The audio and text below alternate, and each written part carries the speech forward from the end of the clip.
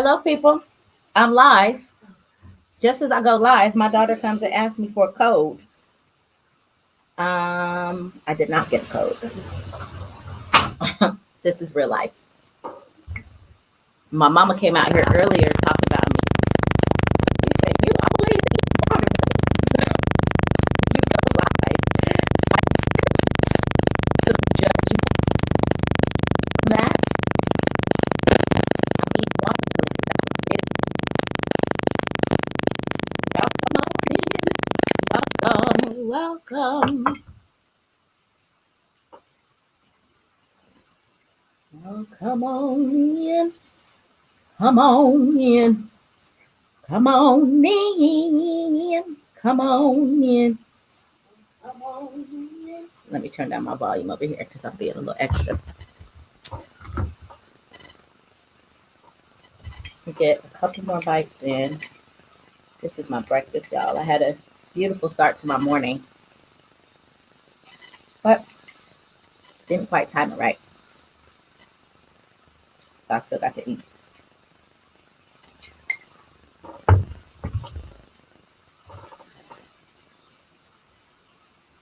Let me make sure everybody knows that we're live. Happening now.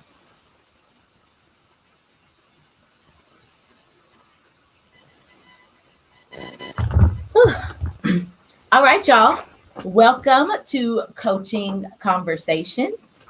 My name is Jamie Alilaw, and I am a leadership and life coach, as well as an opera singer, a mother, an Army veteran, a fool, all of the above. And as of this week, I am officially an editor of a published magazine, Moon Vibes. Here we go, Moon Vibes. So many of you may have seen a few weeks ago, where I featured my daughter Malika and my sister Marcia, because the three of us came together during these Rona times to create a magazine, which was Malika's brainchild. And it has officially been released, so you can go check out our website at moonvibesmag.com. You can go ahead and purchase. We've got the physical print magazine. We also have the digital magazine that you can grab. And as well as we're rolling out some merchandise. So you can get this shirt. We have some stickers and some other stuff as we're starting to roll out some things. So for those of you who are new to Coaching Conversations, welcome. This platform is really for me to amplify the voices of the dynamic women that I have the honor of knowing and being in connection with, because I feel like everybody needs to hear from powerful women. So here we are. And, coaching is really just a conversation. And so it's a conversation to discover all of the possibilities, everything that we can create and we can make new. So I invite y'all to come in and to join in the conversation. Go ahead, get in the comment section. You can drop questions that you have, insights that you have, new aha moments, concerns. If you have a challenge or some confusion, you want some clarity, go ahead and put it in the comments, because this is a conversation amongst us all. So thank you for joining us. So today is a special treat for me, because this woman and I are like BFFs now.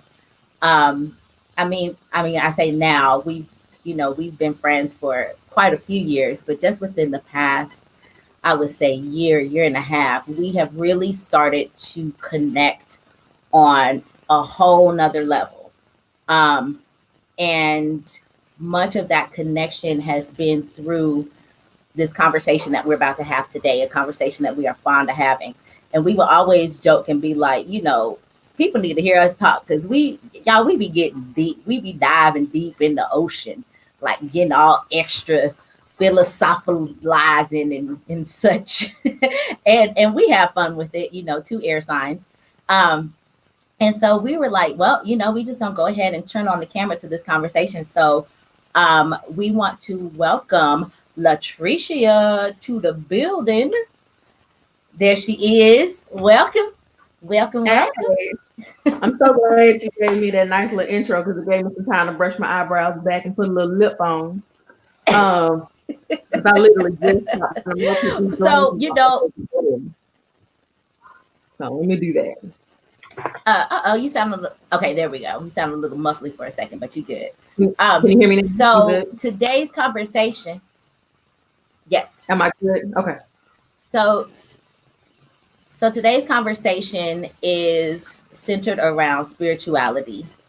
And this, I said this woman and I have become really great, deep, profound friends because Trish is such brilliance and insight.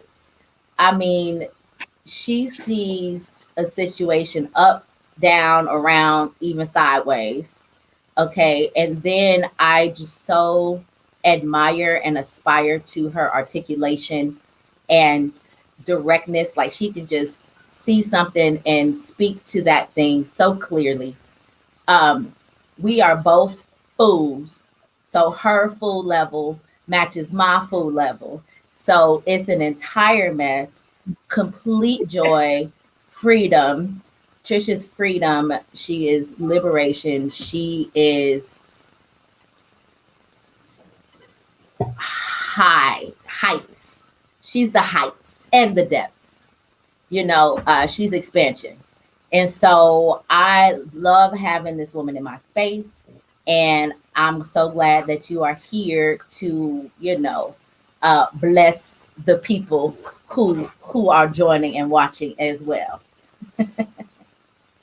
That was so nice. I don't think I've ever had an intro that well, so I'm gonna let that kind of percolate a little bit. That felt real good.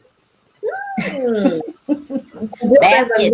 People, as we talk about spirituality, for me, it's so massive, and take a moment and let people gas you up a little bit, like the people who know you, appreciate you, love you, see you. It's so hard sometimes, especially for Black women, to just kind of sit in our brilliance. We can sit in some shit and make a dollar out of 15 cents. But when it's time to kind of sit and luxuriate in our own brilliance and the brilliance of others without doing anything, without managing anything, girl, it's a challenge. So right now, it's the opportunity to practice. And it's an opportunity to practice. So I'm gonna sit here and cozy up a little bit today because that was real tender, tender bits. So while you being cozy with it, I would like to ask you to introduce yourself to the people. What do we need to know about you? And also share with us your intention for the conversation for today. Okay, I am LaTrishia Stalling. I go by L Michelle on Facebook and Instagram as well. L Michelle 83, I believe, on Instagram. 1983. Also, I am an editor and a writer and a writing consultant through TS Editing and Revision. It's a service company. It's my baby. I started it a year ago, a little over a year ago, and I have been wonderfully blessed to work with a myriad of Black women in particular, but women of color in general who are writing in various different areas, be it academia, nonfiction, creative writing, you name it, and just kind of build with them in that place. And so as a person, I infuse this, as JD was relaying or relating to, this real kind of essence, because I love words, I love written word, I love communication. I'm a Gemini, so I can talk you to death. But it's gonna be rich and it's gonna be intentional and it's going to be I don't even know how to describe it just yet, but it's a message in there. It's gonna be packed full of some goodies that I've tried that maybe is benefit to you. And so that is who I bring to all of this stuff. And so whether I'm being a fool or I'm being serious or I am being inspirational because I'm a huge cheerleader, I fully lean into being everybody I know Flavor Flav. Like I'm gonna be the hype man for y'all. Because one of my goals and purposes in life is to show people themselves and show people the beauty and the magnificence in themselves. And so if you need a mirror, boo, I got it because I want you to see what I see, and I want you to see ultimately what the Creator has created in you, and it's magnificent, honey. So I don't need us over here playing around Rudical games and acting like we don't know, because you got to have somebody that will sound that back to you. So, in that same vein, this conversation that Jamie and I have, oftentimes we say that it's as much for ourselves as it is for the others. So she and I have this rapport already built, and we are inviting you all into that same space. Most times when I am talking or saying something to Jamie and vice versa, we're actually saying it to ourselves.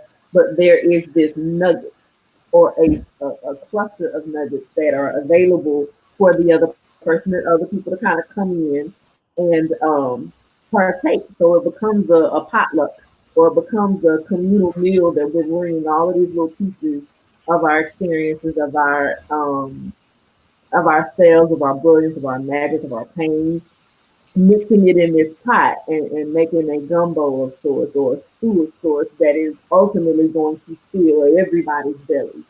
Mm-hmm. Um, so upon departure, and it's like you said, you enjoy those moments because it is good. We both can throw down in the kitchen, so it's really like it gets up in here. Got And some so that's what got some good I'm seasoning. seasonings, honey, some Tony Cheshire and some garlic powder and some onion powder and some sea salt, some Lyris salt, all that stuff we're gonna be adding to it. So Mm-hmm. this one of the big mama is. And if y'all hear anything in the background, I have little people who are supposed to my food. So we're gonna pretend Hey, that they're little not. people. They are ethical. I like it, and she's really upset about it. But I don't know how long she'll start beating on my door like the police in the state. So I'm gonna end up unlocking it so she can be in here. This ain't working. But yeah, let me go do that. You keep going. Go ahead and get her. And so basically what I hear as intention, and I share this intention, is that we all gonna eat good, that we will get full, that we will enjoy this meal, and that we will be nourished and made better because of it. So that's what we are doing on today. Um, so hey people on Facebook, I see y'all. Um, so my thought to launch this conversation is to just kind of give a platform for like a starting point. Um, and so I would love for us to share our spiritual foundations. And, uh, oftentimes that is one that is rooted in a religion. Not Mm-hmm. always, but often, um, especially, with Black folks um, who are very spiritual people. It can be funneled through a religious practice. And so my background is uh, the language of Christianity.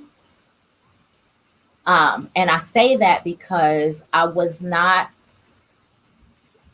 in the church, but I wasn't raised in the church.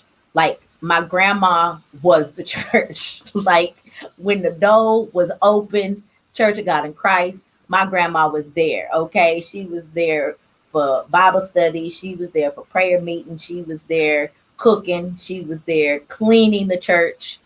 Um, she was always there. And so if I was with grandma or we needed to find grandma, it was going to be at the church. And my mother um, had the language of Christianity, but my mom was a more expanded experience in that she wasn't, it wasn't about just the church with her. And so it was like the language she had was Christian language, but she was my introduction to what spirituality is. And so through my mom, I saw this notion of direct relationship with God, as we, as we referred, and direct communication, um, direct feedback and outcomes, like miracles, all of that language. I was really introduced to that from my mom. But because of the church and the influence of the church, there was some confusion about certain things. You and I both mentioned, I mentioned how we're air signs, and you mentioned how you're a Gemini, I'm a Libra. And so even those conversations around astrology in the church, in Christianity, especially the Black church, it's like everything that we don't perceive as in the pages of the book is the devil, right? And one thing that I became very present to was that oftentimes those were aspects of traditional African practices, right? Mm-hmm. Like those were the things that were listed. I remember encountering on many occasions, like a straight up list of all of the things that are, sin and the devil, and that you should not interact with, and if you were to look at it, most of those things are engaged with in African spirituality and in African religions throughout the continent. So as I started to question, there would just be certain things that were practiced in Christianity where I'm like, this is cool, but it doesn't really account for this. And one of the big areas was women and our presence in Christianity, right? So especially Church of God in Christ, the message was often, you got to cover everything up. Red lips are the devil. Come on, lips. Women have to do everything within our power to make sure that we're not desirable to a man, or to make sure we're not causing him to struggle, right? So the onus is on us. And that the femininity is satanic in that way, in terms of, it's causing stress and strain and whatever on the man. And most profoundly incongruent of all was this notion that women are supposed to be silent. Mm-hmm. Women are supposed to play the background, which just really didn't resonate for me, because I'm like, wait a minute, I got a lot to say, and I have these thoughts, and I have insights, like, I'm smart and I'm powerful and I'm all of these different things. And I would see some idiots in the pulpit, I'm just gonna say it, that I was like, wait a minute, like, you don't even have the sense God gave you, okay? And so to imagine that because I was born female, that I was supposed to be subjugated to men who ain't have half the sense I had, all of these things didn't align. And then when I got to college, I started to intentionally seek out Pan-African, African-American studies courses. And so that's when I started to really get language to who I am, where I come from. and to get another perspective on these practices that had always been presented to me as evil. So so that's my foundation. My foundation was in Christianity, but it was mostly a spirituality. A lot of times, that's the thing that you say today, like, I'm not religious, I'm spiritual. And so that was my introduction into the spirit world. And then as I've grown and matured, I have taken the freedom to expand that awareness and the vocabulary. And so I have started to learn of things such as the chakra system, gotten re-engaged with astrology, um, looked into the Ifa, practices, and the Orishas, and all of these things as again as expanded language. So, Trish, tell us about your background and the foundation for your spirituality. All right. So for me, I am again Southern born. So, but slightly different than most Southerners. My family's background was Christianity. Is there feedback? It's there is some sound. I don't know that it's feedback though. I'm not hearing. It Okay. was like but it It sounds sounds better now. okay. I was gonna say it sounded like a little static. Hmm. And I'm not sure. Let me see. 'Cause I'm sitting right under a vent. So let me see if I can turn that off. Okay. Okay. Facebook people, um, let us know how we're sounding to you all. Go ahead and drop something in the comments to let us know how we're sounding. But Okay. it sounds good to me so far. But go ahead. All right. So my grandmother, much like many Black people, is the foundation of my religious background. She came up in the Methodist Church, and so did I. Started out at Western Chapel Methodist Church. It wasn't even actually Methodist; it was just Methodist. Um, and she had me in the choir, going to vacation Bible study. She was on the usher board or Ursher board, as they say. I can't even fix myself to say usher. It's Ursher. Usher board.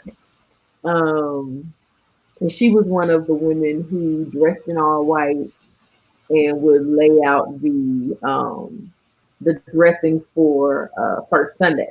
So for I forgot what they call it, the sacrament, but that's not what we called it in the church. It was the blood and body of Christ. And do Hmm. this in remembrance of me. And then by the time I got to high school, I had a little more freedom, and my family was breaking away from the Methodist church. So I joined a Baptist church in Fort Worth, Texas, where from probably about 14 through 18 or 19, I was a member of, very active and still singing in the church. Um, so those were the backgrounds of it. Knew Jesus, sung songs, was still very limited in my self expression. So no makeup. You had to be careful what you wear. Always had to wear a slip. Always had to wear stockings. No fornication. You learn, like you said, you learn about all the things that you cannot do under Christianity, and how we are born into this world as sinners, and there is no hope for us but through Jesus. And so I remember being very, very young, probably around the age of 5 or 6, watching the women in the church and watching people catch the Holy Ghost and carrying that experience with me, and never feeling the Holy Ghost. And so I would literally just be sitting in the pew watching all these people have their whole moments, and I'm like, well, why can't I catch the Holy Ghost?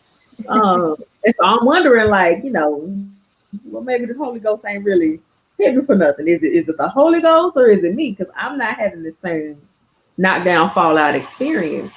And then also getting the understanding, like you said, about Christianity being the end all be all, anything outside of it being the devil.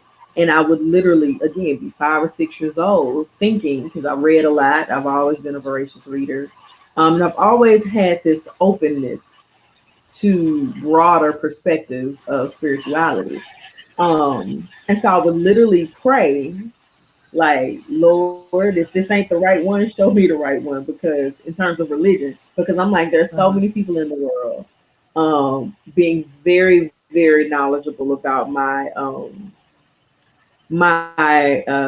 descendants from enslaved Africans, and knowing that there were, even if I didn't have the names for them back then, knowing that there were spiritual practices and foundations that they brought with them, but honoring them and who they were and where they came from at that young age, I was like, so I can't even go with y'all to say that what they practiced before was wrong, because I understand that what Mhm. we know now is only through force.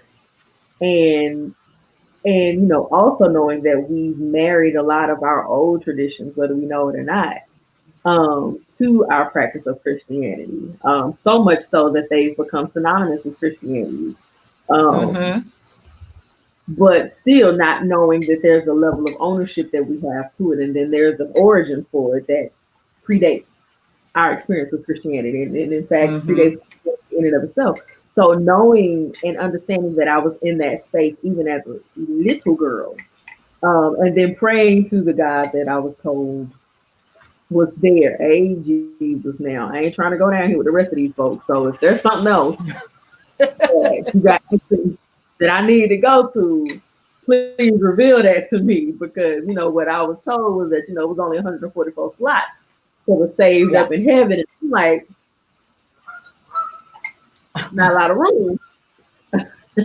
Save room for me, Jesus. And what does that say about the rest of my family and friends? And so there was this level of restrictedness in Christianity that just did not jive with me, because I could not Mm. accept that the that salvation and that goodness was only limited to a select few, because there were so many people who had come and gone in the world since then that I Mhm. may not have known, people that we did know. So we know Martin Luther King got a slot, maybe, you know. Um, that's 140, 139, what, 999. I mean, the world has been in existence for. So again, I'm joking, but all of that to say, Christianity was my origin, and it has never been enough for me, because like there Mm. were never things that it could account for, were never things that it could answer,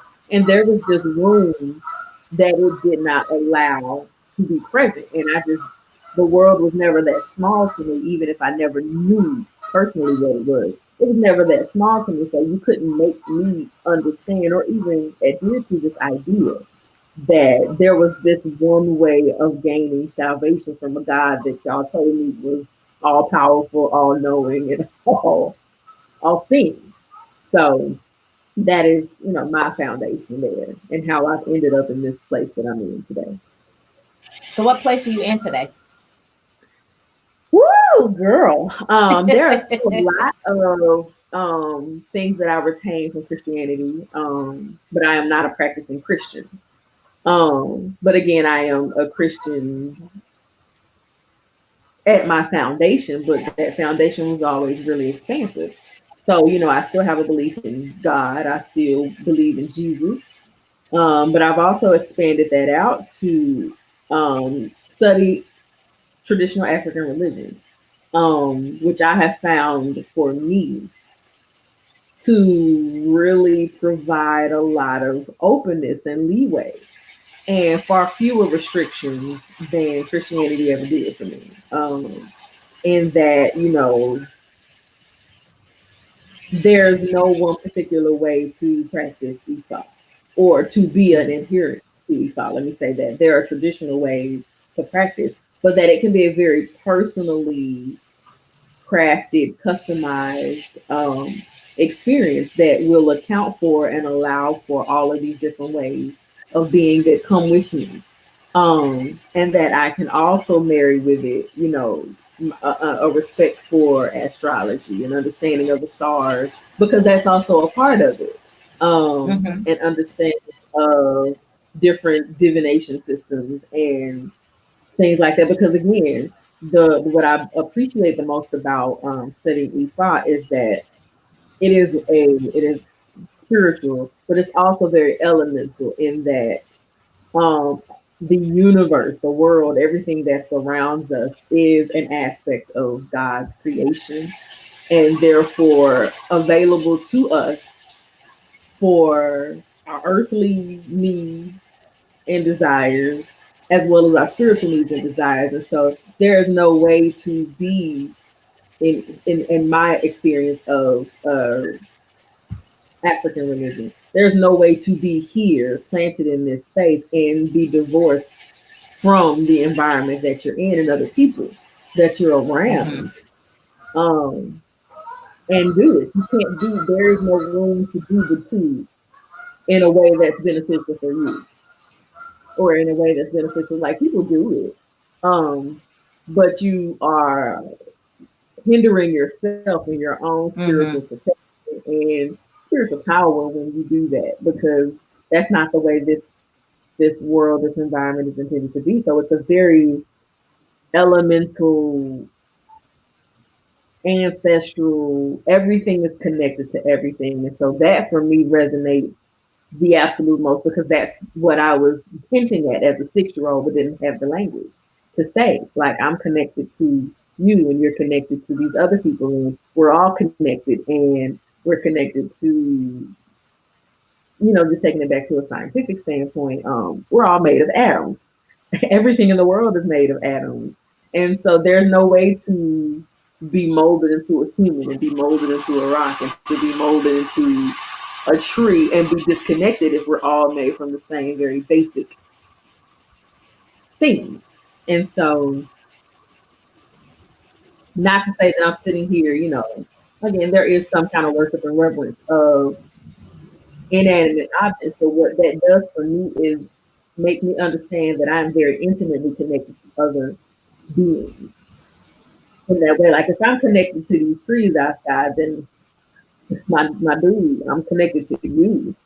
And you and I can have a conversation that me and this tree can't have. You and I can do some things together as two individual beings coming forward and working together that the tree doesn't have the ability to do with me. And so that just gives me a much greater sense of respect and responsibility to the people around me as well as the environment around me too. So that's where I am today in EFI, astrology, understanding myself through these things and how I am and who I am in this larger environment helps me to one, give myself grace, but also see my magnificence. I give myself grace for the ways in which I fall short or that I don't adhere to and represent the greatness that is in me, but also allow me to tap right back into it.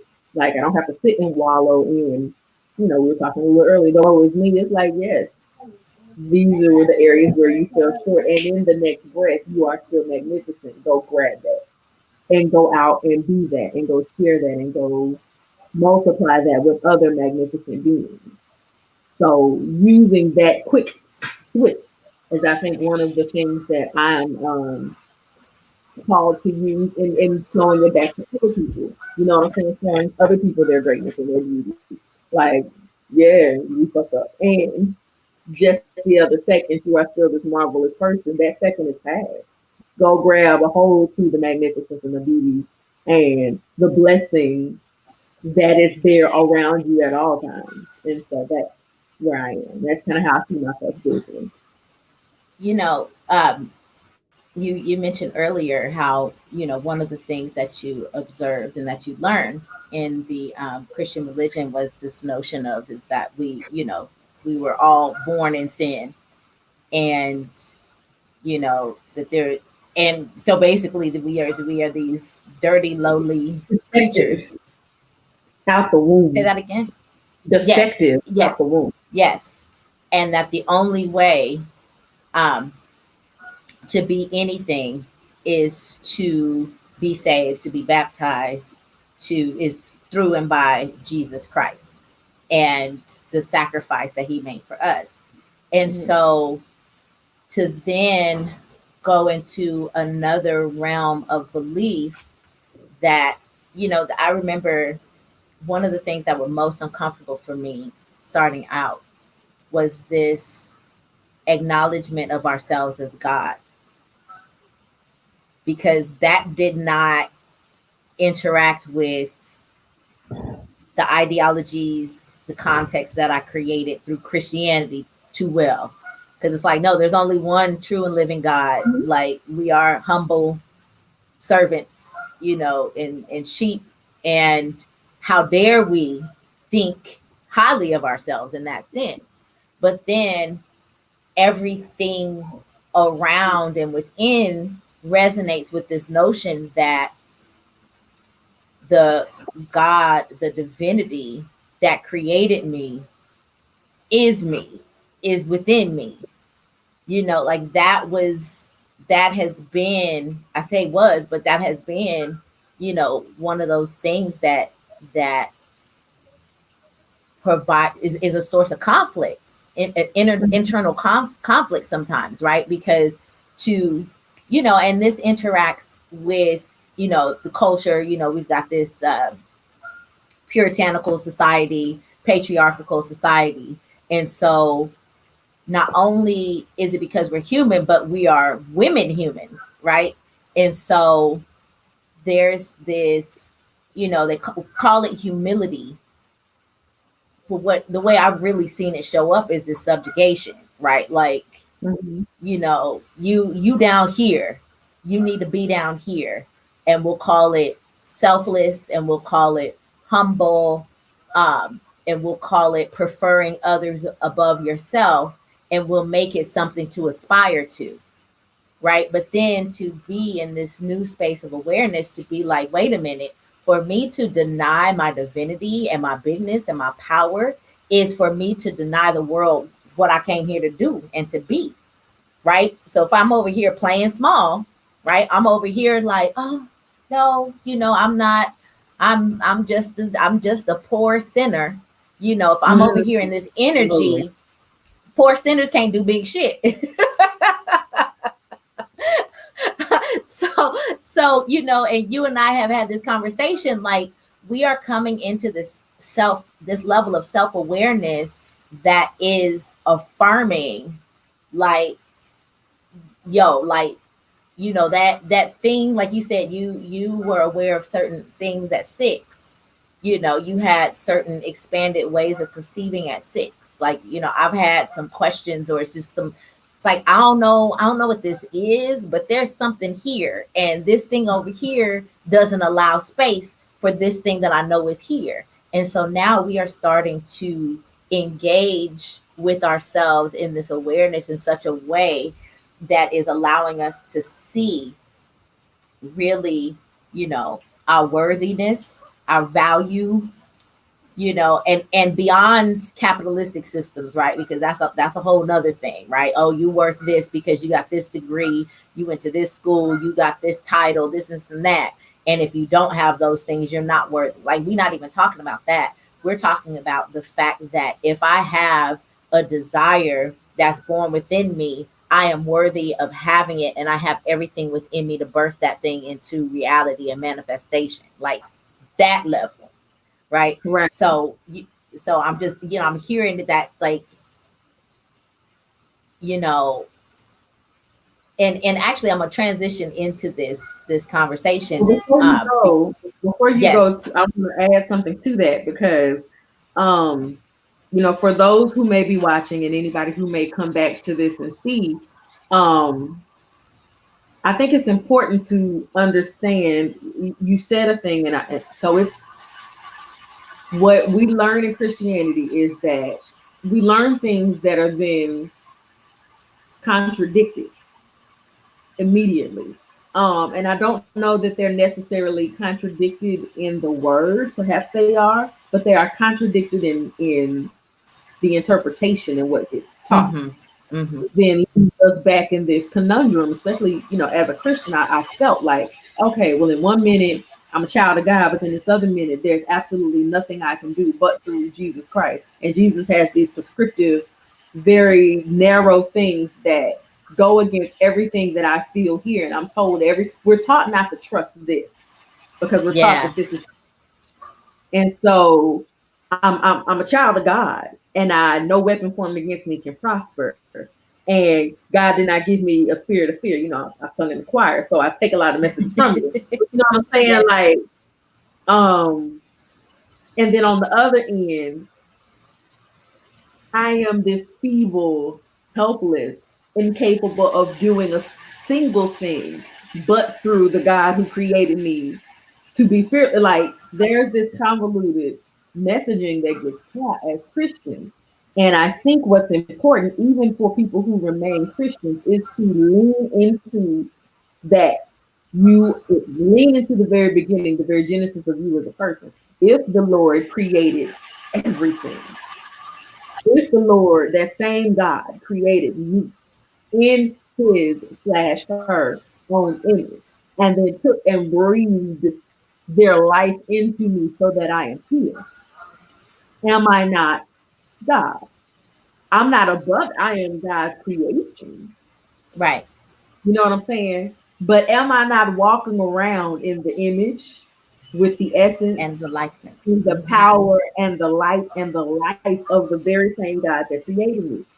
And if I am God here, if I am a descendant of God, if I am a creation of God, if I come from God, I have to see myself and honor myself as such.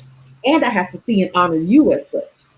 And so what happens when we are divorced from that thing through a Mm. myriad of reasons, for people who are seeking to, people use Christianity specifically as a weapon against its adherents.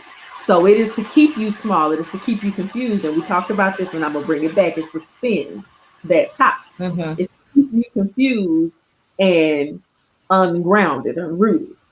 Um, so that now I can get you to do whatever it is I want you to do, or I can take Control. whatever I need from you because you are disoriented and discombobulated. I've given you mixed messages. And so many people, and I, in my own experience, spent much of my years in Christianity in this, you know, I'm not supposed to do these things, but I feel these things, but I'm not supposed to do these things, but you learn how to not trust yourself. And you rely on a God that has been manufactured for you, not the one that breathed his or her life into you. Mm. And Mm. so, as Christians, all of these things, and this is the thing that I want to say and impress upon most people, and it's going to be difficult for people to understand it because the learning that we're given about Christianity is that put your blinders on, this is it, just keep your head forward. And God didn't create the world small, He didn't create you small. Therefore, do not limit yourself to this very narrow understanding of what is, because there's so much world around you, there's so much experience around you, and there's so much stuff that Jamie has seen that I have not seen, that when we come together creates a bigger picture for her daughter and my children. And then what they're going to go out into the world and experience and marry to the ideas that they get from the two. Like, there's this ultimately ever expanding web of experiences and connection to people that Christianity, the way it's taught, divorces you from, which ultimately dilutes your personal power that is given to you by God. Um, so all of these things, the basis of Christianity is not wrong. It is Right. a basis of spirituality that is in every other spiritual practice.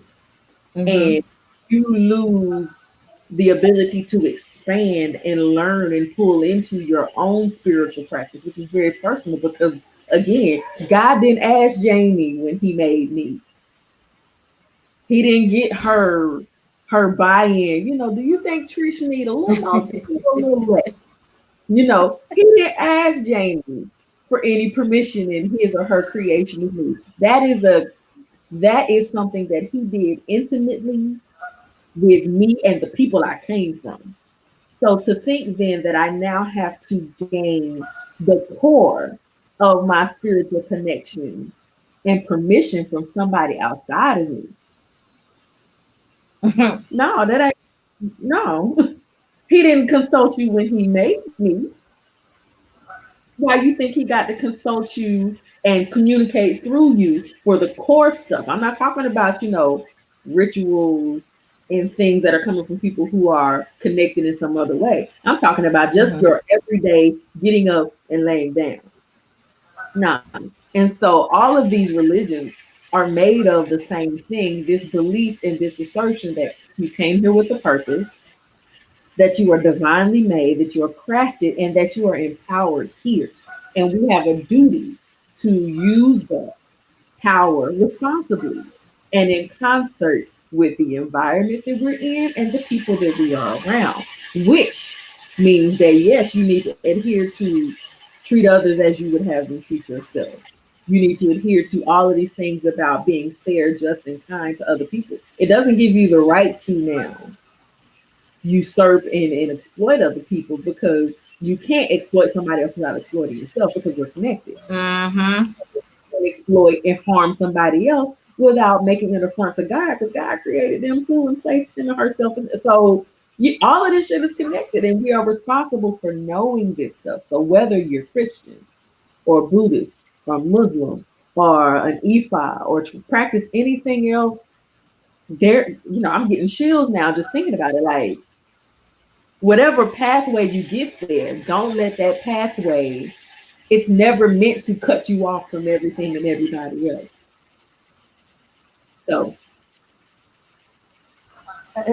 I mean, you brought in that very important element of interpretation, right?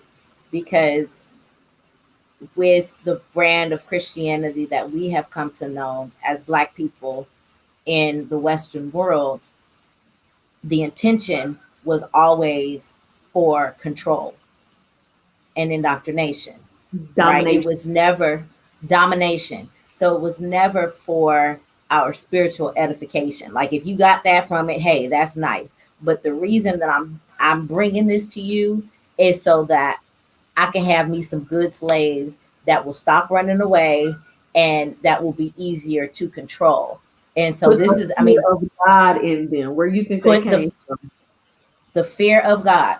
And so to now be doing the work as Black people of healing ourselves and freeing ourselves, right?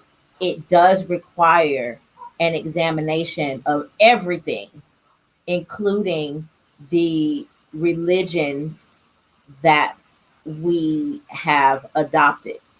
Um, and and I love what you say, that it's not that Christianity is wrong. What we have to look at is how it's been used and how we engage with it, right? Because what I heard you say is that regardless of whatever the practice is, it must first and foremost be connected to and in service of your core essence. It must honor it. It must recognize it. It must serve it.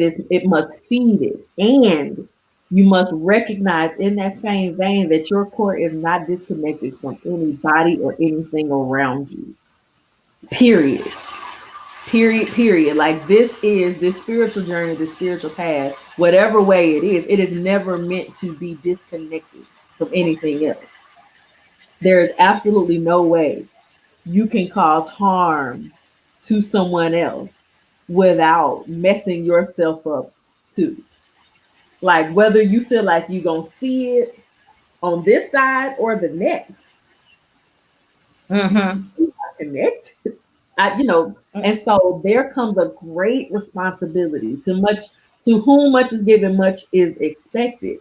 And it is important for us to know off rip, regardless of whatever denomination or religious, that we were what's the word I want to use? We were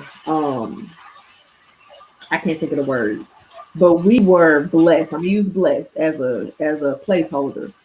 But we were blessed with this divinity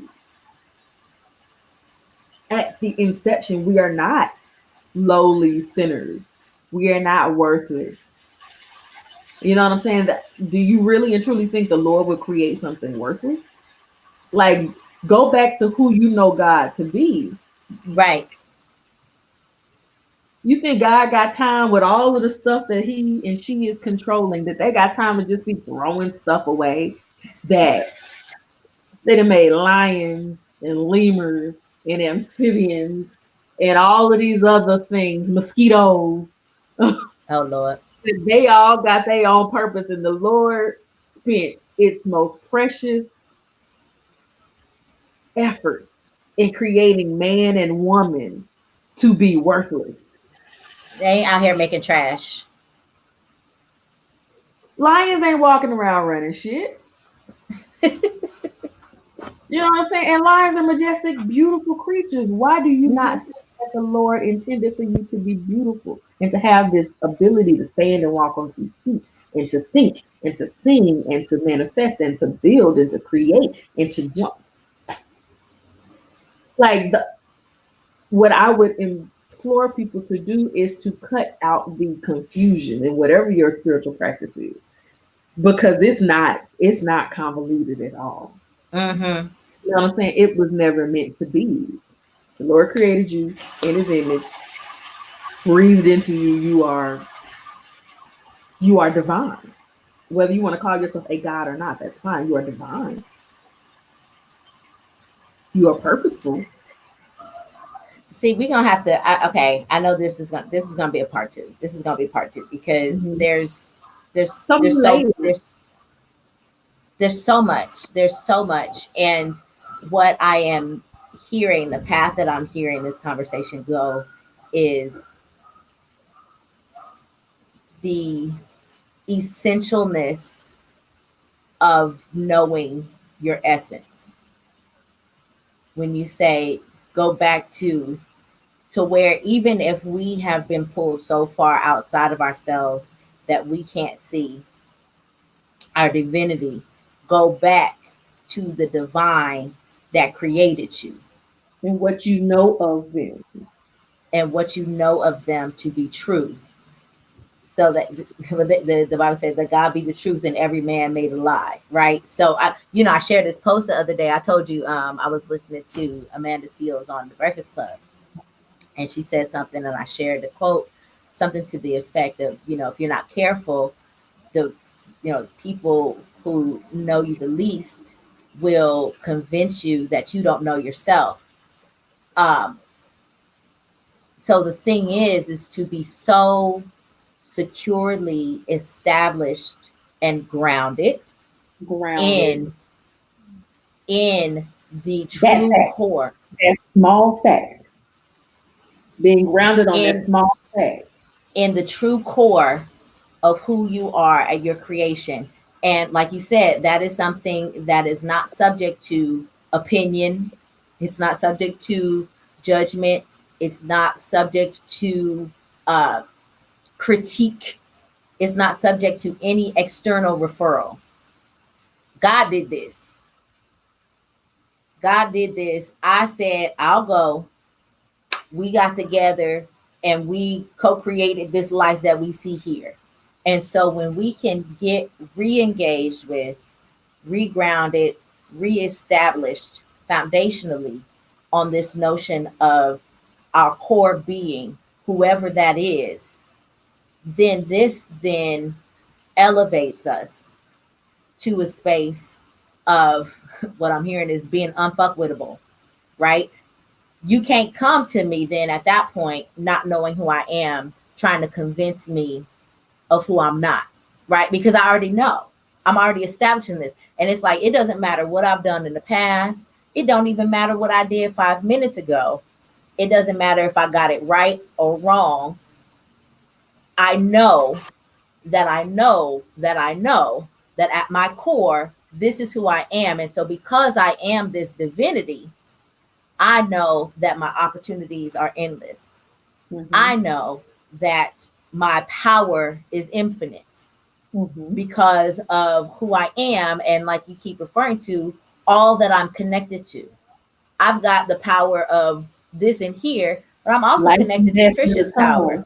We're gonna keep I'm bringing it also back. Got the power of life and death in my tongue. in I'm my bringing tongue. aspects back to it for people to know that it's all the same stuff. It's all the same stuff. This is the core of what you were taught. Even when they thought they were teaching you how to be dominated, they were still giving you the keys to who you were. Well, Put on. but listen, because we we never became a blank slate, right? Like we came here with our language, with our practices, with our knowing, right? Die. And that's yes. And so that stuff, it was beat out of us, it was oppressed, it was suppressed.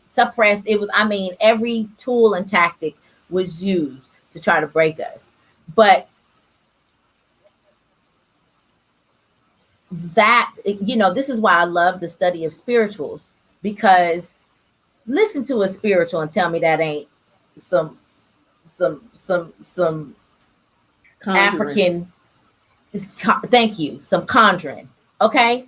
And so what we did was we was like, okay, listen, Some root work. I got your language. I got your Root language. work.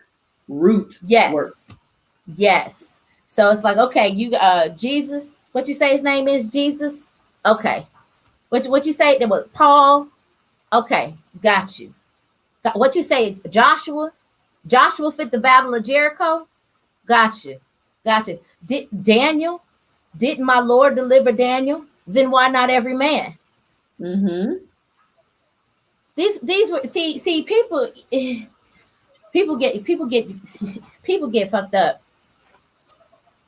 with their history books, right? Like these Right. people history books out there fucked up, not knowing the power, the depths, the dynamics of who these people were, was, have always been, and are still today, right? And so that, you watch these movies, you read these history books, and they say yes sir, massa, and they're speaking this dialect, and you have reduced it to what you think it means about these people.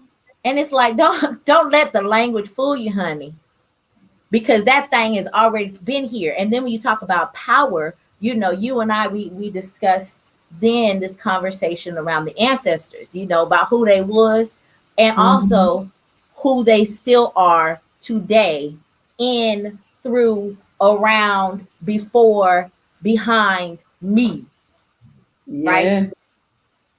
So that, let me see. Let me see this comment. That I am love, I am connected, I am divine, I am fearfully and wonderfully made. All of it. All of it. Mm-hmm. Unquestionable. And that for us, for any spiritual practice, for me, and it is something that requires so much work and so much revisiting, because it is something that, and I'll share here what I was saying on the phone with you. Jamie and I got together briefly to kind of talk about, some of the stuff. But knowing that thing and grounding that, rooting that in you so that it can propagate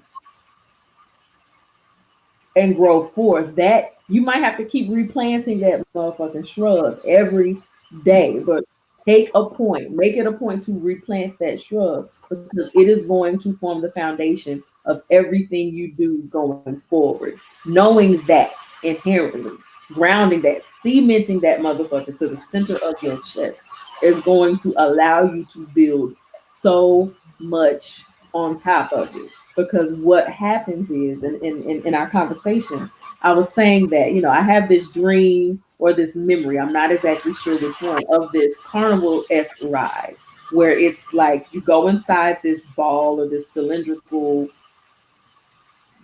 building, essentially. And they close the door, everybody is standing, and they go around the wall and they just kind of stand there. And once the ride operator hits the button, it starts to spin around and around and around on an axis. And that spinning, the force of that spinning going around lifts the riders up off the ground momentarily. So, you've got gravity, which has existed for, I don't know where gravity comes from. All I know is it is here, and it keeps our feet planted to the ground. It keeps everything planted to the ground. These trees, my barbecue pit outside, the trucks on the road, the buildings that we build, the ocean, it keeps everything attached to the Earth's surface that doesn't have the ability to float away.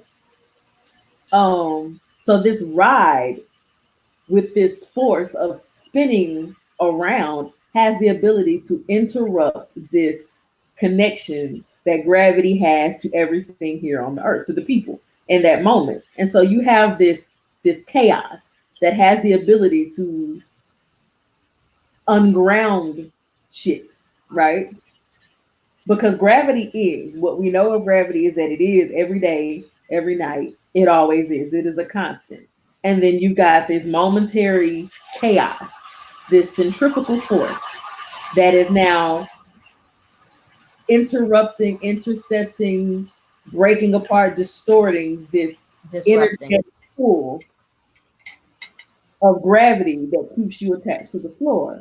And so, where that core knowing of who you are and then who the people that you come from are, and knowing that you're magnificent, knowing that you're divine, knowing that you have the essence and ability of the almighty in you,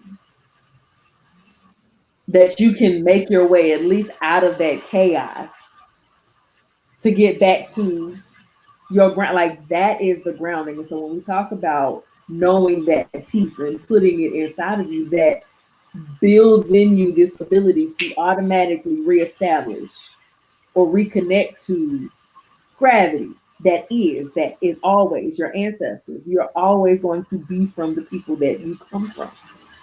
I'm always going to be the granddaughter of Vera Mae Young, period. I'm always going to be the granddaughter of Bonnie Jean Drone and Ernest Drone and Nathan Cook. I am always going to be their granddaughters. They're their granddaughter, you know what I'm saying? And the granddaughter of the people that came above them and the niece.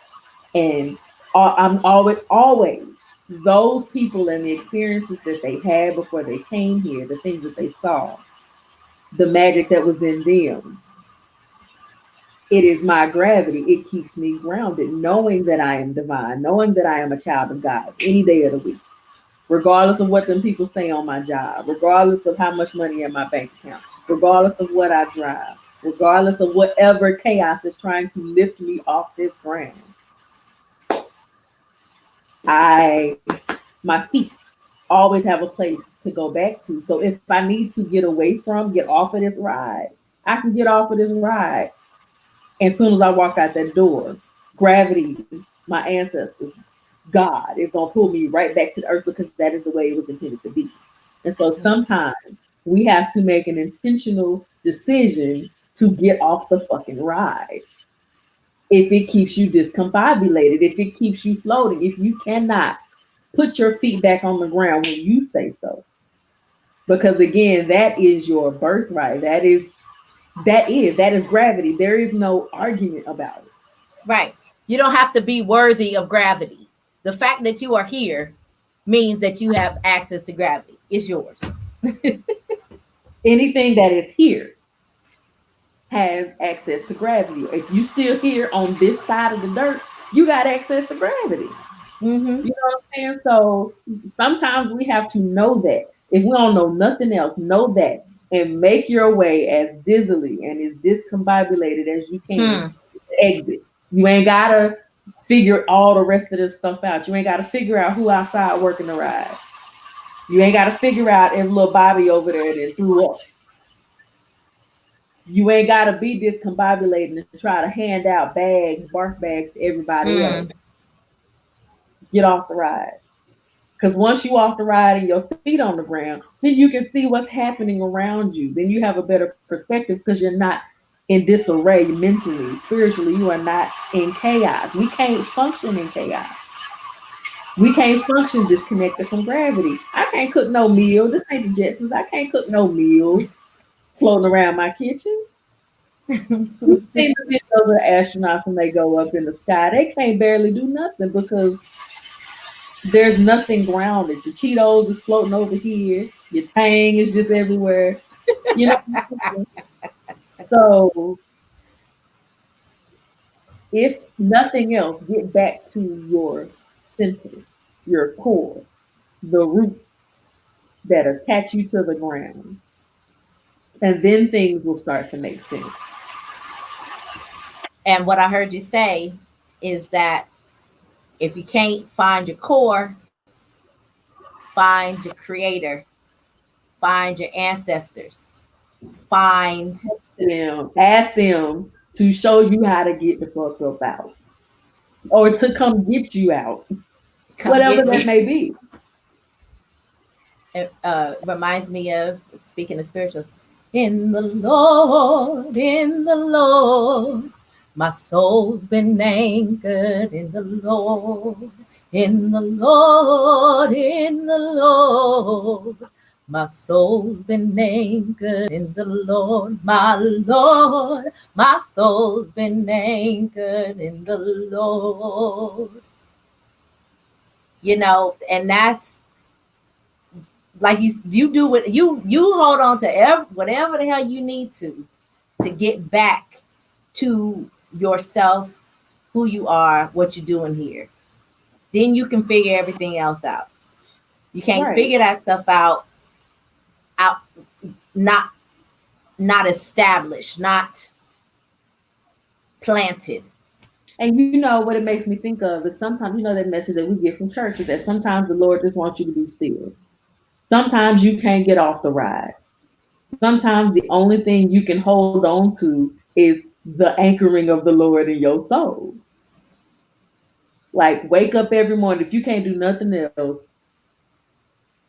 pray. If you can't do nothing else, meditate. If you can't do nothing else, turn on some music. Everything is going to be, you know, and that makes me think of our ancestors and what it Mm. must have been like and what it was like to wake up every day enslaved, every day at the whim of somebody else's foolishness.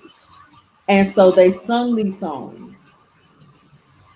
and they cooked this food and they danced these dances to remind themselves that even in chaos, there's an aspect of me that you cannot touch, that you cannot Mm-hmm. have. And I can go back to that and I can hold on to it. Yes, you took my kids from me. Yes, you took my family from me. I am still the Lord. I am still God's Mm. creation. There is a place that I can go that you cannot come, that you do not have access to, that you do not have a right to. Because it just is. It is gravity. You cannot interrupt gravity's pull on me. And at some point, gravity is going to have me again. In this life or the next. It's gonna have me again. And then I'm gonna be back to make sure that the people who descend from me, who are Mm. still here, are planted. So there is access that we have in 2020 to gravity that our grandparents didn't have. And so, you know, what they say, I'm gonna have my reward in heaven. I'm gonna get Mm-hmm. my anchor in heaven. And so now you can't stop me because I'm here. I'm on the other side and I got access to mine. Every generation that goes forward and gets with the ancestors is another band of strength for us here. Mm. And so we can't even be so tied to people. I don't want everybody here. John Lewis just passed away. Thank you for your service here. Your work is now over there, where they can't Aside. interrupt you, where they can't obstruct you. Mm. You got direct access. Now I got another one pulling me down, anchoring me. You know what I'm saying? That is the stuff that you can't break. And again, that is your birthright. It just is. There's nothing you can do about it. And that's such a timely reminder. As you know, I love all the memes and the jokes about 2020. I just shared one where it was like, if 2020 was a meal and it was saltine crackers with some melted no, 2020 was nachos and it was some saltine crackers with some melted sliced cheese on top. Oh, this is sorry, hoe. so, so I'm like, I love the memes and they crack me up.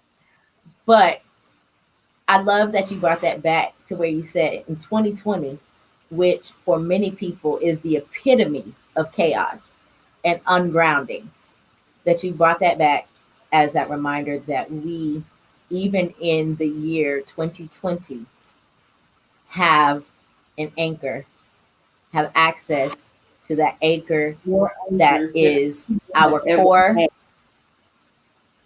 Say that I said again. more access and more anchors than our people ever had. Ever had. And we've got that which is our core. We've got that which is our creator. We've got those who are our ancestors, who, like you pointed out, John Lewis was a force on earth. Now, uninhibited on the other side, Good there luck and is Godspeed to you. exactly. Child, If this you is say that no, so again. if you think you finna interrupt something, if you think you finna distort, good luck and Godspeed. Because you know, we seen what happened in 2005 with Hurricane Katrina. We seen what happened with Hurricane Harvey. Aren't they saying this stuff is getting stronger? Mm-hmm. Mm-hmm.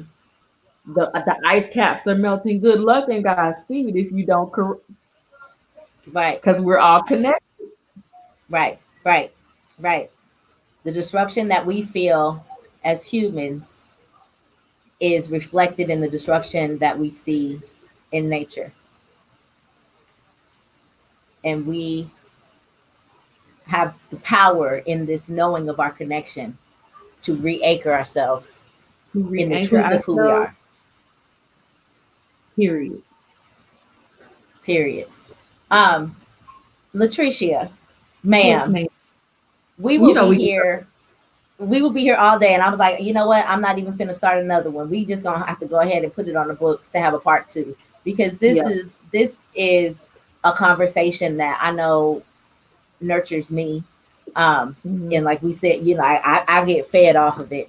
Um, and I enjoy engaging the conversation with you. And I think that there is value in having this conversation out in public.